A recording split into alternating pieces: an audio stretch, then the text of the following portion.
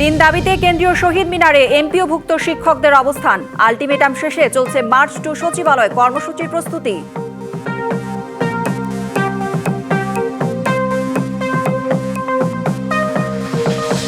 দুর্নীতিগ্রস্ত ব্যক্তিকে নির্বাচনে মনোনয়ন না দেওয়ার আহ্বান দুদক চেয়ারম্যানের। বিসিবির ভোট নিয়ে অভিযোগ খতিয়ে দেখা হচ্ছে।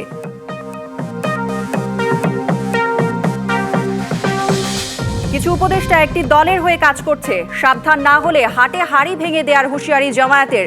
দলের পক্ষে গণজোয়ার তৈরি হওয়ার দাবি। অন্তর্বর্তী সরকারের সময়ে বিচার বিভাগের জন্য আলাদা সচিবালয় হবে, জানালেন উপদেষ্টা আসিফ নজরুল।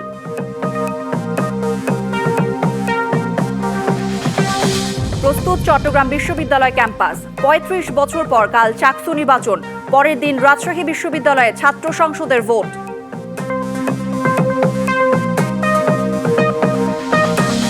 এবং লিবিয়া উপকূলীয় অঞ্চলে গেল 2 সপ্তাহে অন্তত 61 অভিবাসন প্রত্যাশীর মরদেহ উদ্ধার। কোনো বাংলাদেশি আছে কিনা জানা যায়নি। দেখছিলেন নাসির সিনটেক্স অ্যালুমিনিয়াম সংবাদ শিরোনাম। এবার জানাবো খবরের বিস্তারিত। আপনাদের সাথে আছি আমি কাঞ্জুম কৌরি। বাড়ি ভাড়া 20% বাড়ানো সহ 3 দফা দাবি নিয়ে কেন্দ্রীয় শহীদ মিনারে সমাবেশ করছেন হাজার হাজার এমপিওভুক্ত শিক্ষক।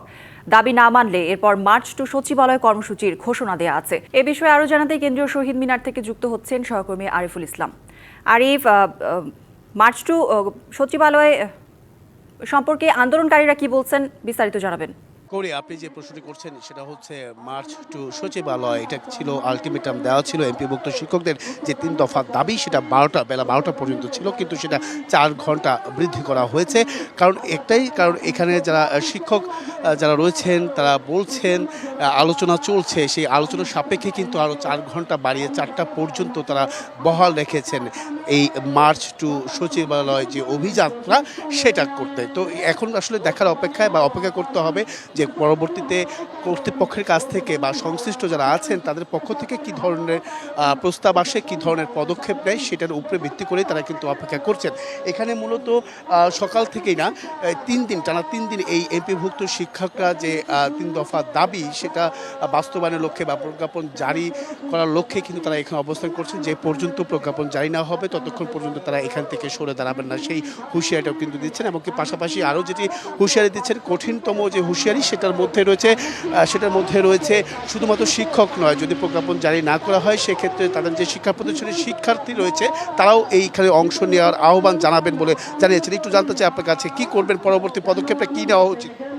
জি বলেন। পরবর্তী পদক্ষেপ কি নেবেন আপনারা প্রজ্ঞাপন জারি না?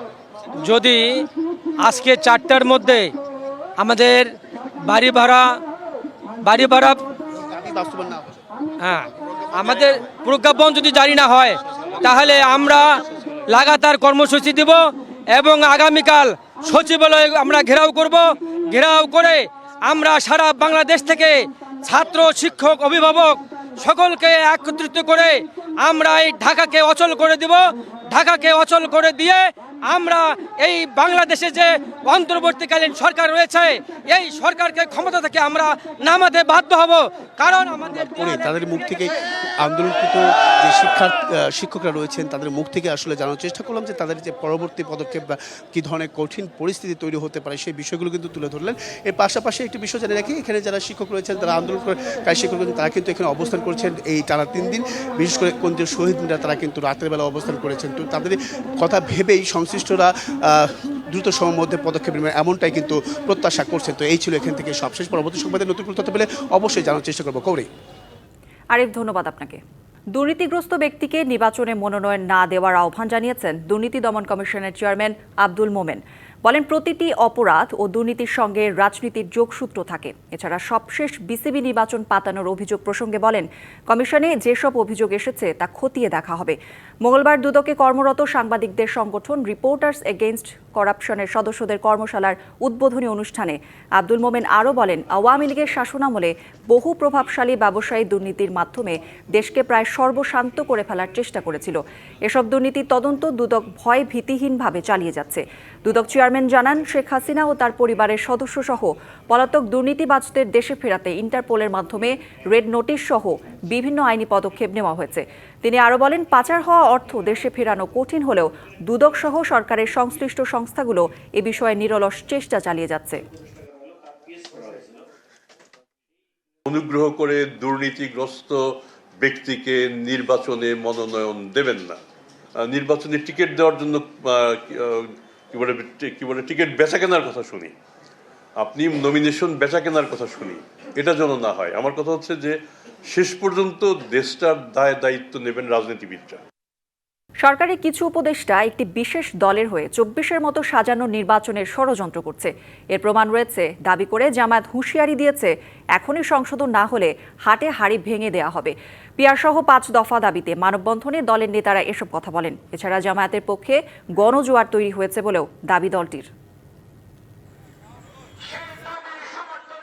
পিয়ারসহ ৫ দফা দাবিতে ধারাবাহিক মাঠের কর্মসূচি পালন করছে জামায়াতসহ ৭টি ইসলামী দল। তারই অংশ হিসেবে মঙ্গলবার রাজধানীতে গাবতলী থেকে যাত্রাবাড়ি পর্যন্ত মানববন্ধন কর্মসূচি পালিত হয়। সকাল থেকেই ছোট ছোট মিছিলে বিভিন্ন সড়কের পাশে অবস্থান নেন দলগুলোর নেতাকর্মীরা। সেখানে দাবির পক্ষে স্লোগানের পাশাপাশি বক্তৃতা দেন নেতারা। মৎস্য ভবনের সামনে জামায়াত নেতা আব্দুল্লাহ মোহাম্মদ তাহের হুঁশিয়ারি দিয়ে বলেন, নীল নকশার নির্বাচনের পাঁয়তারা করলে জনগণ প্রতিহত করবে। সরকারের ৪-৫ উপদেষ্টা একটি বিশেষ দলের পক্ষে সকল নিয়োগকে নিয়ন্ত্রণ করে প্রশাসনকে একটি দলীয় সরকারে পরিণত করার চেষ্টা করছে। এটাকে বন্ধ করুন, আর যদি না হয় কোন কোন উপদেষ্টার ষড়যন্ত্রে লিপ্ত আমাদের কাছে নাম আছে, তাদের কণ্ঠ রেকর্ড আছে। সময়মতো সাবধান না হন তাহলে জনসম্মুখে নাম প্রকাশ করা হবে।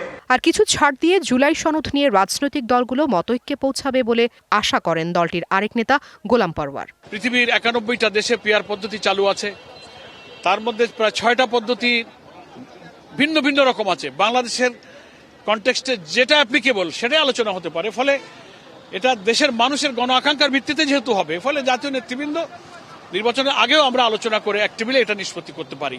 খুলনার ডুমুরিয়ায় চুকনগরে নির্বাচনী গণসংযোগে অংশ নিয়ে তিনি আরও বলেন, জামায়াত ইসলামীর পক্ষে ব্যাপক সাড়া পেয়েছেন। Afrin Anwar, DBC news, Dhaka. জুলাই জাতীয় সনদের চূড়ান্ত অনুলিপি আজ রাজনৈতিক দলগুলোর কাছে পাঠাবে জাতীয় ঐকমত্য কমিশন।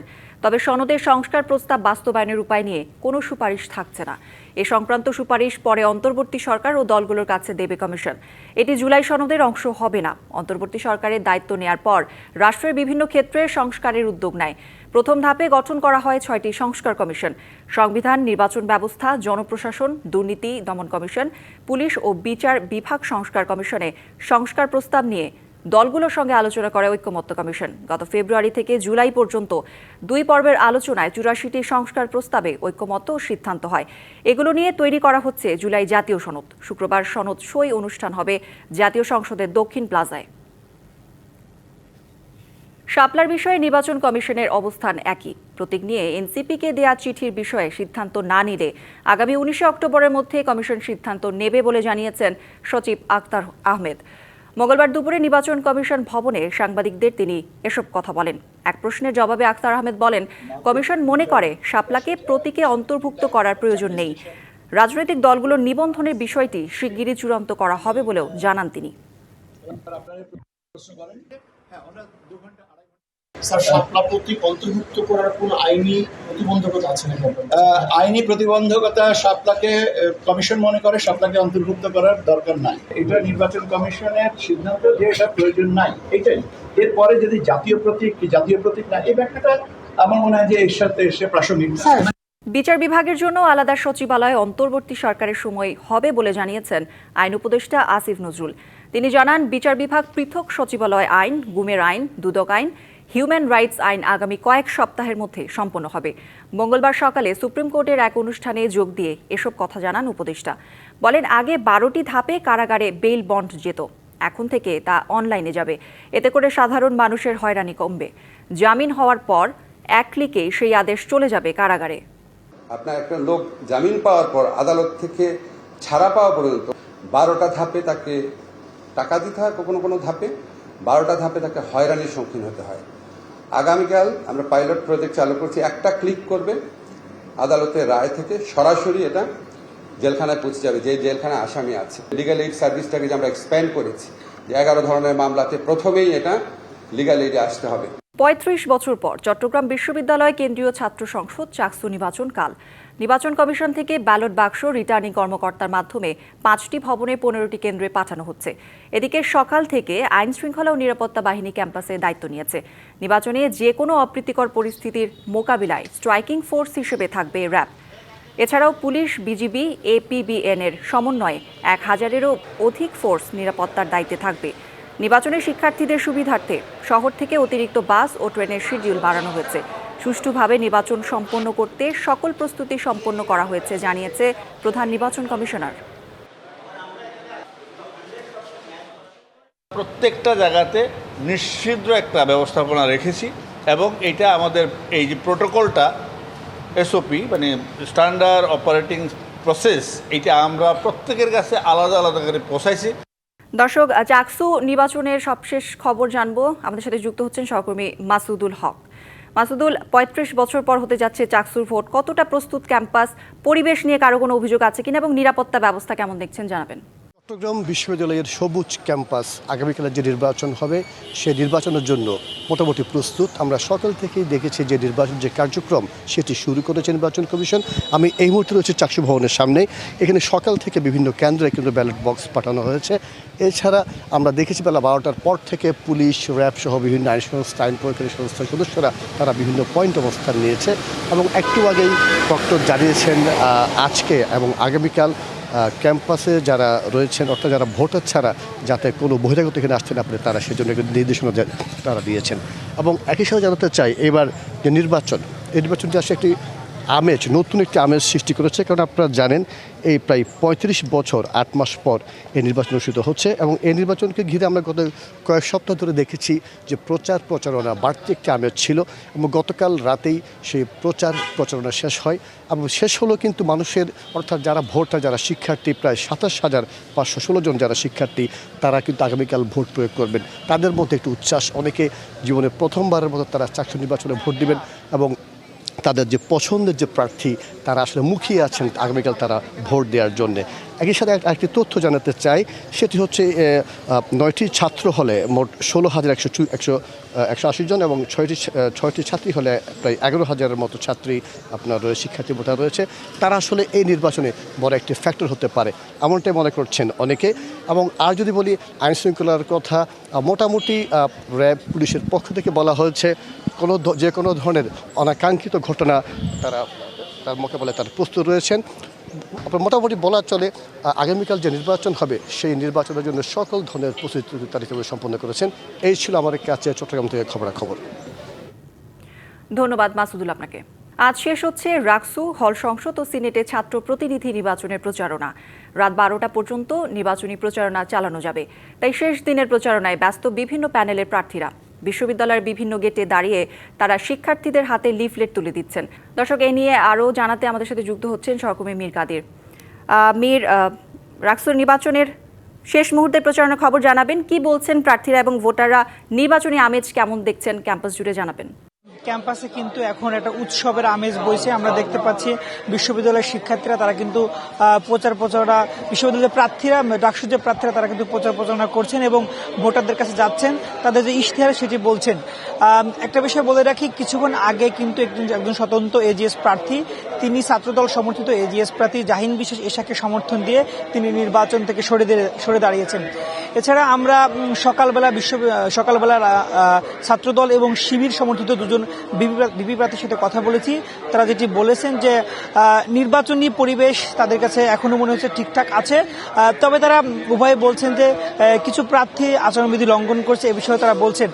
একই সাথে জয় পরাজয় তাদের সাথে আমাদের কথা হয়েছে। তারা যেটি বলেছেন যে তারা যদি পরাজিত হন তারা অবশ্যই তাদের যে ফলাফল তারা সেটি মেনে নেবেন। তো আমরা শিক্ষার্থীদের সাথে কথা বলেছি, তারা যেটি বলছেন যে তারা আজ এবং কাল এই 2 দিন তারা দেখবেন যে প্রার্থীরা কি বলছেন, তাদের ইশতেহার কি, এই বিষয়ে তারা দেখবেন, বিবেচনা করবেন। এগুলো বিবেচনা করেই মূলত তারা তাদের যে প্রার্থী তারা সেটি বাছাই করবেন। তো রাজশাহী বিশ্ববিদ্যালয়ের রাকসু নিয়ে এই তো সর্বশেষ তথ্য। মীর, ধন্যবাদ আপনাকে। ফেব্রুয়ারিতে ত্রয়োদশ জাতীয় সংসদ নির্বাচন। সারা দেশ প্রস্তুত হচ্ছে একটি অবাধ, সুষ্ঠু ও গ্রহণযোগ্য নির্বাচনের জন্য। কি ভাবছেন সাধারণ মানুষ থেকে শুরু করে আগামী জনপ্রতিনিধিরা? সে কথা জানাতে ডিবিসি নিউজের ইলেকশন এক্সপ্রেস ছুটে যাচ্ছে সব সংসদীয় আসনে। এখন রয়েছে সংসদীয় আসন 64, সিরাজগঞ্জ 3-এ। সিএসআরএম ডিবিসি ইলেকশন এক্সপ্রেসে আমরা এই মুহূর্তে আছি সিরাজগঞ্জ 3 আসনের। আমরা তারাশ এবং রায়গঞ্জ 2টি উপজেলা নিয়ে এই আসন। আমরা এই মুহূর্তে আছি তারাশে। আমার সাথে যুক্ত আছেন বিএনপির সম্ভাব্য মনোনীত প্রার্থী খন্দকার সেলিম জাহাঙ্গীর। আপনাকে স্বাগত জানাচ্ছি আমাদের সিএসআরএম ডিবিসি ইলেকশন এক্সপ্রেসে। আমি জানি দীর্ঘদিন ধরে আপনি অনেক চড়াই উতরাই পেরিয়ে দলটির সাথে কাজ করছেন এবং গত 20-21 বছর অনেক নিপীড়ন সহ্য করে আপনারা জেলও কেটেছেন। আপনার নামে একাধিক মামলা আছে। এ ব্যাপারে জানতে চাই যে আপনার এখন কিভাবে কাজ করছেন বা সেই সময়ের কথা। আমি ডিবিসি ইলেকশন এক্সপ্রেসকে আন্তরিকভাবে অভিনন্দন জানাই এবং তারা এই ভেন্যুটা চয়েস করার জন্য, আমাকে কথা বলার সুযোগ দেওয়ার জন্য। এবং আপনি দেখেছেন যে কি পরিমাণ মানুষ আমাকে সমর্থন করে ধর্ম বর্ণ নির্বিশেষে। আর স্বাধীনতার আপনার হলো 53 বছরেও বিএনপি সবসময় রায়গঞ্জ উপজেলায় মনোনয়ন দিয়েছে, তারা কখনোই দেয় নাই। আর আওয়ামী লীগ সবসময় 2 উপজেলাতেই ভাইস ভার্সা মনোনয়ন দিয়েছে, যার জন্য তারাস উপজেলার মানুষের এবার প্রাণের দাবি তারাস থেকে তারা নমিনেশন চায় এবং যার জন্য সবাই নেতৃবৃন্দ সবাই সংগঠিত হয়েছে, তারাসে নমিনেশন দিতে হবে। এটা অবস্থা। আর আমার আন্দোলন সংগ্রাম, আমি ছাত্র দল করেছি শহীদ প্রেসিডেন্ট জিয়াউর রহমানের সাথে, তার সাথে হাত ধরে নির্বাচন করেছি। যত বিএনপির নির্বাচন হয়েছে সকল নির্বাচন আমি এই উপজেলা থেকে পরিচালনা করেছি। প্রেসিডেন্ট জিয়ার নির্বাচন করেছি, সংসদ নির্বাচন করেছি, সকল নির্বাচন করেছি। আমার পরিবার নির্বাচন, আমার বাবার নির্বাচন করেছি, আমার ছোট ভাইয়ের নির্বাচন করেছি। আমি উপজেলায় ইলেকশন করেছিলাম 14 সালে, আমি 1650 ভোটে উইন করেছি, কিন্তু আওয়ামীদের হানায় সেই নির্বাচনের রেজাল্ট তারা চেঞ্জ করে নিয়েছে। তো আমি আগামী নির্বাচনে আমি চাই হলো দেশে গণতন্ত্র সুশাসন প্রতিষ্ঠা হোক। আমি একটা স্লোগান দিই, আমি ডেভেলপমেন্ট সেক্টরে কাজ করেছি।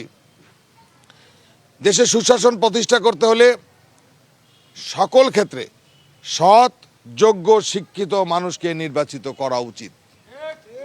আপনি যদি বলেন আপনি মনোনয়ন পাবেন কিনা, তো এখন সৎ, যোগ্য, শিক্ষিত মানুষ আমরা যারা চাচ্ছি তার মধ্যে আছে কিনা, প্রথম কথা।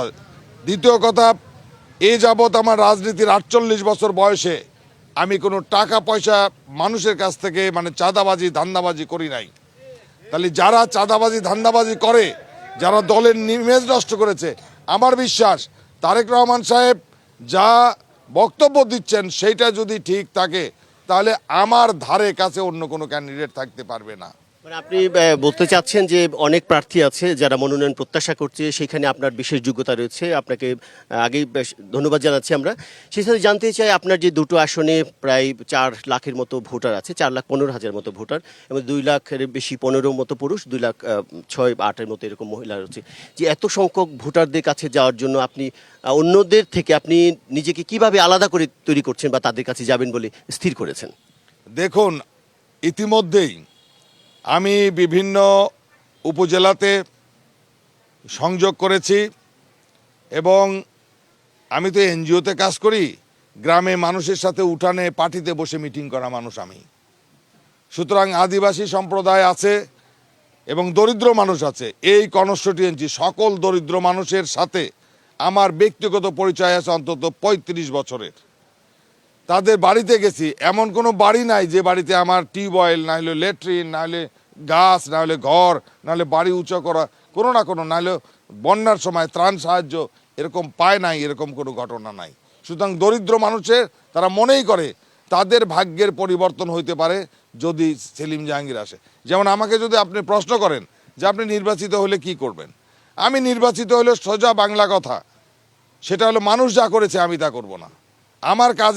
আমার যে দরিদ্র মানুষ আছে 31% হলো হতদরিদ্র, সেটা আদিবাসী বলি আর হলো মুসলমানই বলি। এই মানুষের মৌলিক চাহিদা অন্ন, বস্ত্র, শিক্ষা, চিকিৎসা, বাসস্থান, সেটা নিশ্চিত করার জন্য যে কাজটা করা দরকার। আপনি বলছেন আপনি নির্বাচিত হলে মানুষের মৌলিক যে চাহিদাগুলো সেগুলো আপনি পূরণে সচেষ্ট থাকবেন। আপনাকে ধন্যবাদ আমাদের সাথে যুক্ত হওয়ার জন্য। CSRM-DBC ইলেকশন এক্সপ্রেসে আমরা পরবর্তীতে যাব উল্লাপাড়া উপজেলায়, সেখানকার জনপ্রতিনিধি যারা আছেন, সম্ভাব্য প্রার্থী যারা আছেন, তাদের সাথে কথা বলার চেষ্টা করব। CSRM-DBC ইলেকশন এক্সপ্রেস ততক্ষণ আমাদের সাথেই থাকবে। গুম খুনে জড়িতদের বিচার নিশ্চিতের দাবি জানিয়েছেন এক্স ফোর্সেস অ্যাসোসিয়েশনের সাধারণ সম্পাদক অবসরপ্রাপ্ত লেফটেন্যান্ট সাইফুল্লাহ খান সাইফ। বলেন, সেনা আইনে বিচার করলে ভবিষ্যতে পার পাবে না অপরাধীরা। সকালে ঢাকা রিপোর্টার্স ইউনিটিতে সংবাদ সম্মেলনে এ কথা বলেন তিনি। দেশের সংবিধান সেনা আইনের বৈধতা দিয়েছে, আন্তর্জাতিক অপরাধ ট্রাইব্যুনালও সংবিধান স্বীকৃত। এক্ষেত্রে ট্রাইব্যুনালের সাথে সেনাবাহিনীকে সমন্বয় করে গুম খুনের অপরাধীদের দৃষ্টান্তমূলক বিচারের নিশ্চিত করা যায় বলে মত প্রকাশ করেন তিনি। যারা নির্বাচনের আগে গণভোট চায় তারা কোনোভাবেই নির্বাচন চায় না বলে মন্তব্য করেছেন বিএনপির সিনিয়র যুগ্ম মহাসচিব রুহুল কবির রিজভী। নির্বাচনের আগে গণভোট হলে বিশৃঙ্খলার আশঙ্কা প্রকাশ করেন তিনি। দুপুরে জাতীয় প্রেস ক্লাবে ধর্ম অবমাননা ও বিশ্বনবী হযরত মুহাম্মদ সাল্লাল্লাহু আলাইহি ওয়াসাল্লামকে কটূক্তির প্রতিবাদে আয়োজিত সভায় রুহুল কবির রিজভী এসব কথা বলেন। ইসলামের নাম ধরে মানুষ নানা ধরনের ফিতনা ফেসাদ তৈরি করার জন্য বানোয়াট কথাবার্তা বলছেন, এবং যেটার উদ্দেশ্য কোনো মহান ধর্মীয় মূল্যবোধ তৈরি করার জন্য নয়, যেটা করছেন একেবারে রাজনৈতিক উদ্দেশ্যে করছেন। ক্ষমতায় যাওয়ার জন্য সকল ধরনের বেআইনি পথ, অনৈসলামিক পথ অবলম্বন করে তারা এই কাজটা করছে।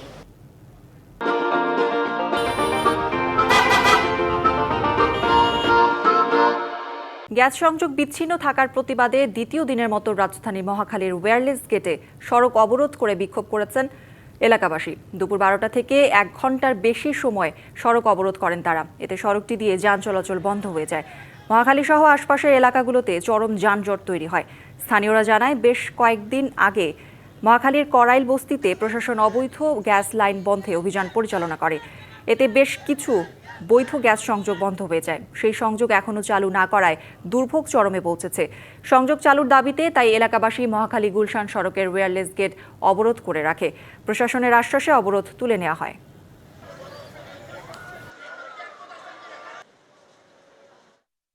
বস্তিতে কোটি কোটি টাকার গ্যাস, অবৈধ গ্যাস, অথচ ওদের গ্যাসটা ঠিকই আছে, আমাদের গ্যাস নাই। যারা আমরা নাকি 40-50 বছর যাবত এটার বিল পে করে আসতেছি, আমরা একটা হোল্ডিং এর মালিক।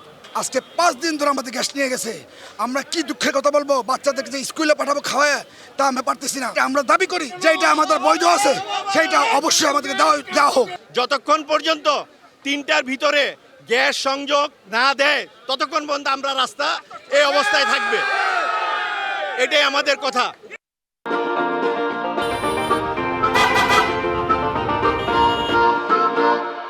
উত্তর আফ্রিকার দেশ লিবিয়া উপকূলীয় অঞ্চলে গেল 2 সপ্তাহে অন্তত 61 অভিবাসন প্রত্যাশীর মরদেহ উদ্ধার করা হয়েছে। ইনফো মাইগ্রেন্টসের বরাতে জানা গেছে, লিবিয়া ও নিসিয়ার সীমান্ত ঘেঁষা উপকূলীয় শহর জুয়ারা ও রাস ইজদির অঞ্চল থেকে এসব মরদেহ উদ্ধার করা হয়। এখন পর্যন্ত 12 জনকে দাফন করা হয়েছে এবং বাকি মরদেহগুলো ময়নাতদন্তের জন্য মর্গে পাঠানো হয়েছে। লিবিয়া উপকূল নৌকা ডুবিতে প্রাণহানির ঘটনা নতুন নয়। গেল সেপ্টেম্বরে সুদান থেকে আসা 75 জন অভিবাসন প্রত্যাশীকে নিয়ে একটি নৌকা ডুবে গেলে 50 জনের মৃত্যু হয়। তবে এদের মধ্যে কেউ বাংলাদেশি আছে কিনা তা জানা যায়নি।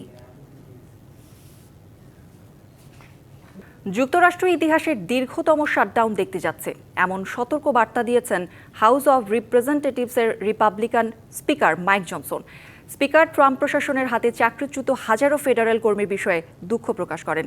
শাটডাউনের বিষয়ে লুইজিয়ানার প্রতিনিধিত্ব করা এই আইন প্রণেতা বলেন, ইতিহাসের অন্যতম দীর্ঘ শাটডাউনের দিকে খুব দ্রুত এগোচ্ছে সরকার। ক্ষমতাসীন রিপাবলিকান ও ডেমোক্রেটদের মধ্যে কোনো সমঝোতার সম্ভাবনা দেখা না যাওয়ায় অনির্দিষ্টকালের জন্য চলতে পারে। অধিবেশন চলছে না কংগ্রেসের নিম্নকক্ষ হাউসে। আইন প্রণেতাদের ওয়াশিংটনে ফিরিয়ে আনতে অস্বীকৃতি জানিয়েছেন স্পিকার জনসন। অন্যদিকে ফেডারেল ছুটির কারণে সোমবার বন্ধ ছিল কংগ্রেসের উচ্চকক্ষ সিনেট। আর্থিক ও বাণিজ্য খাতে অন্তর্বর্তী সরকারের সংস্কারের কারণে আগামীতে দেশে মার্কিনীদের ব্যবসা বাড়বে বলে মনে করেন অর্থ উপদেষ্টা ডক্টর সালেউদ্দিন আহমেদ। সোমবার ইউএস চেম্বারের সঙ্গে এক বৈঠকের পর এমন প্রত্যাশার কথা শোনান তিনি। জানান, আগামী 3 মাসের মধ্যে আর্থিক এবং বাণিজ্যিক খাতের সংস্কার আরও দৃশ্যমান হবে। যুক্তরাষ্ট্র থেকে আরও জানাচ্ছেন মোস্তফা মাহবুব। বিশ্বব্যাংক আইএমএফের সদস্য দেশগুলোর পদচারণায় মুখর যুক্তরাষ্ট্রের রাজধানী ওয়াশিংটন ডিসি। সোমবার সকালে শুরু হয় উন্নয়ন সহযোগী সংস্থা দুটির বার্ষিক সম্মেলন। এদিন মার্কিন চেম্বার অব কমার্সের সঙ্গে বৈঠক করেন অর্থ উপদেষ্টা ডক্টর সালেহ উদ্দিন আহমেদ, বাংলাদেশ ব্যাংকের governor doctor Ahsan S Mansur সহ সরকারের উচ্চ পর্যায়ের প্রতিনিধিরা। এ সময় মার্কিন ব্যবসায়ীদের কাছে সংস্কারের চিত্র তুলে ধরা হয়। পরে অর্থ উপদেষ্টা জানান, সরকারের সংস্কার কার্যক্রমের কারণে দেশে আগামীতে মার্কিনীদের ব্যবসা বাড়বে। তাদের সামনে আমরা বলেছি যে সার্বিকভাবে সামষ্টিক অর্থনীতির উন্নতি হয়েছে, আপনার ফরেন এক্সচেঞ্জ মার্কেট ঠিক হয়েছে, রিজার্ভ বেড়েছে, ব্যাংকিং সেক্টরে রিঅর্গানাইজেশন হচ্ছে, আর বিশেষ করে প্রাইভেট সেক্টরে কিছু পেমেন্ট ছিল সেগুলো আমরা সব ক্লিয়ার করে দিয়েছি। উপদেষ্টা জানান, বাণিজ্য নীতি, বীমা ও রাজস্ব খাতের সংস্কার পরিকল্পনা বাস্তবায়ন হলে দেশে মার্কিন ব্যবসায়ীদের বিনিয়োগ বাড়বে। আমাদের যে রিফর্মগুলি করেছে এটা কন্টিনিউয়াস, বাট এটার একটা ফলটা ওরা দেখতে পাচ্ছে এবং সামনে যাওয়ার যে ক্ষেত্র তৈরি হচ্ছে এটা সুস্পষ্ট, এবং they have shown the interest যে তারা বাংলাদেশের সাথে ব্যবসা বাণিজ্য করবে। তারা কিছু তাদের কিছু ইস্যু আছে, কিছু যেগুলো রেগুলেটরি রিফর্ম, ট্যাক্স রিফর্ম, এগুলোর ব্যাপারে দৃষ্টি আকর্ষণ করেছে। এইগুলো আমরা বলছি, এগুলো অলরেডি আমরা নজর দিচ্ছি, ইভেন ইন্স্যুরেন্স সেক্টর নিয়ে কথা বলছি। ডক্টর ইউনুস দায়িত্ব নেয়ার পর স্বল্প সময়ে অর্থনীতি আবারও ঘুরে দাঁড়াতে শুরু করায় ইউএস চেম্বারের নেতারা অন্তর্বর্তী সরকারের প্রশংসা করেছেন বলেও জানান বৈঠকে অংশ নেয়া সরকারের প্রতিনিধিরা। মুস্তফা মাহবুব, ডিবিসি নিউজ, ওয়াশিংটন ডিসি, যুক্তরাষ্ট্র। বিএসটিআই এর মান সনদে গ্রহণযোগ্যতা নেই বিশ্বের বিভিন্ন দেশে, ফলে পণ্য রপ্তানিতে গন্তব্য দেশে প্রতিবারই টেস্টের সম্মুখীন হতে হচ্ছে বলে জানালেন ব্যবসায়ীরা। বিশ্ব মান দিবসের আলোচনা অনুষ্ঠানে এসব কথা জানান শিল্প উদ্যোক্তারা। রাজধানীর খামারবাড়িতে আয়োজিত অনুষ্ঠানে বিএসটিআইকে মানসম্মত ল্যাব তৈরির তাগিদ দেন উৎপাদকরা। এ সময় জাতীয় ভোক্তা অধিকার সংরক্ষণ অধিদপ্তরের মহাপরিচালক বিএসটিআইকে শুধু ফি আদায়ের সংস্থা না হয়ে ব্যবসা বান্ধব হওয়ার পরামর্শ দেন। আর শিল্প সচিব আশ্বাস দেন, পণ্যের মান নিশ্চিতে নজরদারি বাড়ানোর পাশাপাশি বাড়ানো হবে আন্তর্জাতিক মান সনদের সক্ষমতা। অতিরিক্ত বিদ্যুৎ বিলের অভিযোগ তদন্ত করতে গিয়ে মিলেছে অবৈধ মিটার সংযোগ চক্রের সন্ধান। সম্প্রতি দুদক ইলেকট্রনিক্স ব্যবসায়ের অভিযোগ তদন্তে গিয়ে উল্টো অভিযোগকারীর বিরুদ্ধে মিটার জালিয়াতির প্রমাণ পেয়েছে নেত্রকোনা বিদ্যুৎ উন্নয়ন বোর্ড। নেত্রকোনা পৌর শহরের নাগরা এলাকার বাসিন্দা খোকন দাসের বাসার ভাড়াটিয়া জিতেন্দ্র সরকার। গেল এপ্রিলে তার বাসায় বিদ্যুৎ বিল আসে প্রায় 3 লাখ টাকা। এতে দুদকে অভিযোগ করেন বাড়ির মালিক খোকন চন্দ্র দাস। তদন্তে নামে স্থানীয় বিদ্যুৎ অফিস। প্রাথমিক তদন্তে দেখা যায় অভিযোগকারী খোকন চন্দ্র দাসের মিটারের বাহির ও ডিসপ্লে নাম্বার ভিন্ন ভিন্ন। এতে মিটার টেম্পারিং করে অবৈধ বিদ্যুৎ সংযোগের প্রমাণ পেয়েছে বলে দাবি কর্তৃপক্ষের। ডিসপ্লেতে যে নাম্বার এবং মিটারের বডিতে যে নাম্বার দুটা ভিন্ন, ম্যাচ না খাওয়াতে আমরা এটা আমাদের কাছে পরিলক্ষিত হয়। তবে স্থানীয় বিদ্যুৎ অফিস থেকেই মিটার নেওয়ার কথা জানান অভিযুক্ত খোকন চন্দ্র দাস। আমি মিটার লাগাইছি প্রায় 19 সালে। 19 সালের পরে মিটার কোনো কিছু হয়েছে বা হয়েছে না, এটা কোনো সম্বন্ধে কোনো ধারণা আমার ধারণার বাইরে। যখন আমার এই বিলটা আসার পরে বোঝা গেছে যে এটার মধ্যে একটু প্রবলেম আছে। গ্রাহকরা বলছেন বিদ্যুৎ চোরচক্রের কারণে অতিরিক্ত লোডশেডিং ও বাড়তি বিল সহ্য করতে হচ্ছে তাদের। সাধারণ গ্রাহকদের কাছে অতিরিক্ত বিল দিচ্ছে এবং বিদ্যুৎ বিভ্রাট হচ্ছে, লোডশেডিং হচ্ছে। এই যে দুষ্ট চক্রটা, একটা সিন্ডিকেট যেটা আছে, এটাকে বন্ধ করতে হবে। বিষয়টা যদি নজরে না আনা হয় এবং তদন্ত না করা হয় তাহলে কিন্তু আমরা এই দুর্ভোগের শিকার হব। যদিও চক্রকে আইনের আওতায় আনার ব্যবস্থা নেওয়ার আশ্বাস দিয়েছে স্থানীয় বিদ্যুৎ অফিস। যে অভিযোগ করেছে সে কিন্তু এটার সাথে সরাসরি জড়িত, এবং তার বিরুদ্ধে আমরা অবশ্যই আইনানুগ ব্যবস্থা নেব। বটম মিটার আলাদা মানে পুরো জালিয়াতি চক্রের সাথে নেত্রকোনার সাথে সে ওতপ্রোতভাবে জড়িত। সে বলা যায় সে হচ্ছে এখানকার মাস্টার মাইন্ড। তার একটা ইলেকট্রিকের দোকান আছে, সেই দোকানের ছত্রছায়ায় সে সব কিছু সে চালিয়ে যাচ্ছে। নেত্রকোনা জেলা শহর সহ আশপাশের 462 কিলোমিটার অংশে রয়েছে পিডিবির অন্তত 60,000 বিদ্যুৎ গ্রাহক। DBC news desk. এবার মুদ্রা বাজারের খবর। দেশে মুদ্রা বাজারে খুব বেশি হেরফের নেই আজ। দেশের ব্যাংকগুলোতে মার্কিন মুদ্রা ডলার বিক্রি হচ্ছে 123 টাকার দরে, আর ব্যাংক গ্রাহকের কাছ থেকে প্রতি ডলার কিনছে 122 টাকায়। এদিন ব্রিটিশ পাউন্ড বিক্রি হচ্ছে 165 টাকা, আর ব্যাংক কিনছে 157 টাকা দরে। এছাড়াও দেশের ব্যাংকগুলোতে সৌদি রিয়াল বিক্রি হচ্ছে 33 টাকা, আর ব্যাংকগুলো গ্রাহকের কাছ থেকে সৌদি রিয়াল কিনছে 32 টাকা দরে। দর্শক, এবার জানাবো দেশের পুঁজি বাজারের খবরাখবর। আজকে তৃতীয় কার্যদিবসে আমরা দেখতে পাচ্ছি দেশের পুঁজিবাজারের প্রধান সূচক থেকে শুরু করে সবগুলো সূচকই নিম্নগামী রয়েছে। প্রধান সূচক ডিএসই এক্স মাত্র দেখা যাচ্ছে 30 পয়েন্টের মতো কমেছে। 30 পয়েন্ট কমে এখন সেটি অবস্থান করছে 5197 পয়েন্টে, এবং ডিএসই এস সূচকটি 6 পয়েন্ট কমে এখন অবস্থান করছে 1111 পয়েন্টে, এবং ডিএসই 30 সূচক কিন্তু সেটিও নিম্নগামী 14 পয়েন্ট কমে আজকে অবস্থান করছে 1995 পয়েন্টে। আজকে লেনদেনে অংশগ্রহণকারী কোম্পানিগুলো যেগুলো রয়েছে সেগুলোর মধ্যে আমরা দেখেছি বেশিরভাগ কোম্পানিগুলোরও কিন্তু দাম একটু হেরফেরের মধ্যে রয়েছে, এবং আজকে সারাদিনে প্রায় 606 কোটি 42 লক্ষ টাকার লেনদেন হয়েছে। Bangladesh capital market investor association BCMI এর ব্যানারে পুঁজিবাজারের ক্ষুদ্র বিনিয়োগকারীরা বিক্ষোভ করছেন মতিঝিলে। সেখানে আছেন আমাদের সহকর্মী রেদওয়ানুল হক, সরাসরি যুক্ত হচ্ছে তার সাথে। রেদওয়ানুল, আমরা দেখতে পাচ্ছি বিক্ষোভকারীরা সেখানে অবস্থান করছেন, আপনি কি একটু বলবেন যে তারা কি বলছেন, কি দাবি জানাচ্ছেন তারা? তারা আসলে যেটি বলতে চাচ্ছেন যে অন্তর্বর্তী সরকার ক্ষমতায় আসার পরে যাদেরকে দায়িত্ব দেওয়া হয়েছে পুঁজিবাজারের সংস্কারের জন্য তারা ব্যর্থ হয়েছেন এমনটা দাবি করে তারা কিন্তু এখানে বিক্ষোভ করছেন। আজকে একটি কর্মসূচি ছিল অর্থ উপদেষ্টা সহ পুঁজিবাজার সংশ্লিষ্ট যারা আছেন তাদের প্রতীকী ফাঁসি কার্যকরের একটা কর্মসূচি নিয়ে তারা এখানে এসেছিলেন, কিন্তু আমরা একটু আগে বক্তব্যে যেটি শুনেছি যে তারা বলেছেন যে কর্মসূচি থেকে ইতিমধ্যে তারা বেরিয়ে এসেছেন বা তারা সরকারের অনুরোধে তারা কর্মসূচি প্রত্যাহার করেছেন। আমরা এখন একটু সরাসরি তাদের কথা শুনতে চাচ্ছি। এখানে আপনি দেখছেন যে তারা বক্তব্য দিচ্ছেন। আমরা এখানে যিনি সভাপতি আছেন বা আপনি যারা বক্তব্য দিচ্ছেন আমরা সরাসরি তাদের আসবে, তারা কি তাদেরকে ছেড়ে দিবে? কোনোভাবে ছাড়া হবে না। এই যে ব্যাংকগুলো দেওয়া হয়েছে, ব্যাংকগুলো আপনি দেখতে পাচ্ছেন যে এখানে আসলে বক্তব্য হচ্ছে। আমরা একটু সরাসরি আপনার যেভাবে উনারা এই কাজগুলো করছে এটা কি উনাদের দায়িত্ব?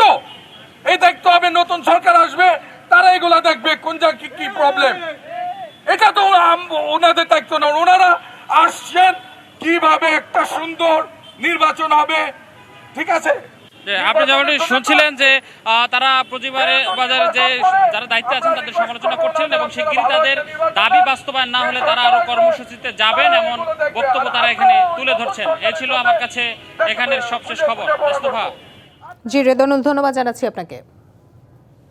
যুক্তরাষ্ট্র এবং চীন একে অপরের জাহাজের উপর নতুন বন্দর ফি আদায় শুরু করেছে মঙ্গলবার থেকে। বিবিসির এক প্রতিবেদনে বলা হয়েছে বন্দর ফি কার্যকর হওয়ায় মধ্য দিয়ে যুক্তরাষ্ট্র চীন বাণিজ্য উত্তেজনা আবারও নতুন করে ফিরে এসেছে।